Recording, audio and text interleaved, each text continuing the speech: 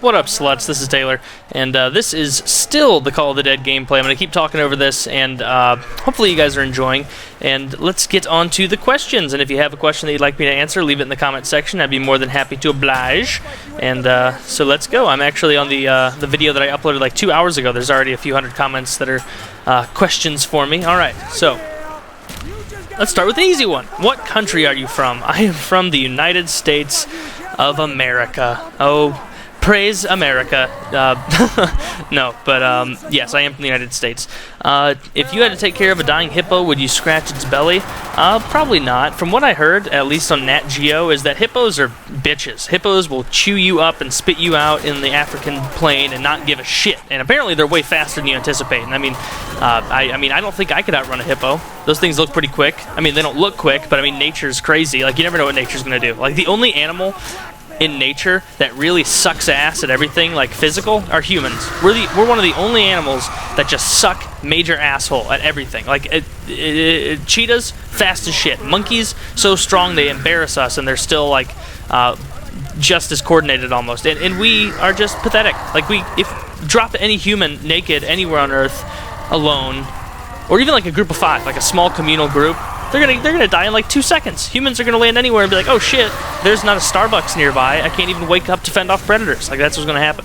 Well, that was longer than I anticipated. That's what she said. Ow! So, could you do a Skyrim playthrough? God, every time I read the word Skyrim, I want to say Scrim. But could you do a Skyrim playthrough? Maybe. I don't know. I don't know too much about the game, and it seems as though it takes a lot of effort, and there's a pretty it's not a steep learning curve, and so it would take a while to get into. So maybe, I don't know. If I get a lot of results and people are telling me they really want to see it or hear it, then I'd be happy to. Who's your favorite commentator that is on a podcast? Probably FPS Kyle on Painkiller already. I'm going to stick with that. If you could rearrange one important thing in the world to piss people off, what would it be? Oh, this is a good one. God, I should have spent time thinking about this. If I could rearrange one important thing, I would take every keyboard in the world and switch the enter key with the space bar. They would still be in the same place, but when you hit the space bar now, it would enter, and when you hit the enter, it would space bar. And it would be the most complex and confusing and annoying thing. Even writing paragraphs, just anything at all. It would just F everybody over. Nobody would be able to live. Probably result in some sort of nuclear war before the end of the day. I don't know. Will you answer this question? Absolutely not. I refuse. I see your class names, but what is your favorite Pokemon? My favorite Pokemon would probably be Machamp. Machamp, if we're talking about old school Game Boy games, because you could teach him Fire Punch, Ice Punch, and Thunder Punch, and some fighting type move, I don't even remember the name, and so that was pretty cool.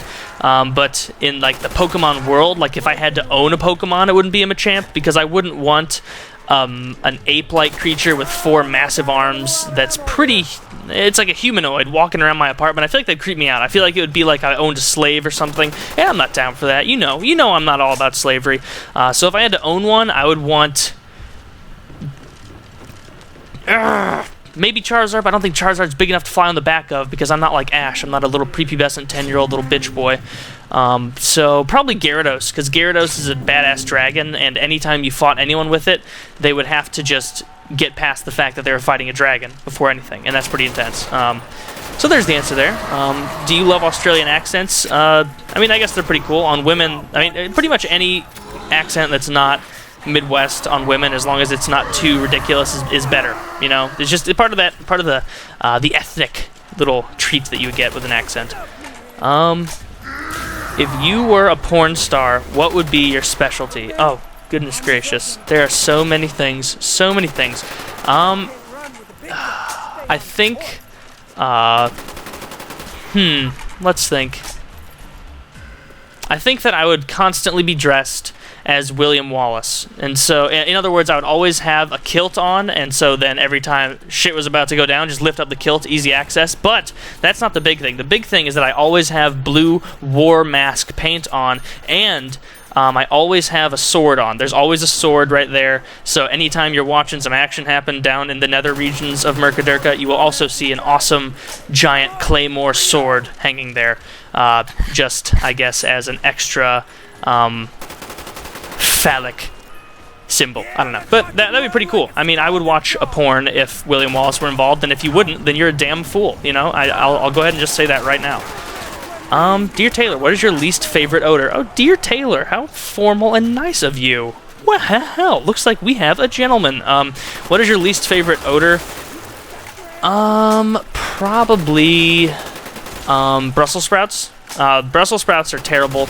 If by some miracle Satan were real and his testicles were edible, they would be Brussels sprouts. That's all I can say about Brussels sprouts. They're terrible. And my favorite scent is, oh man, so many good scents out there.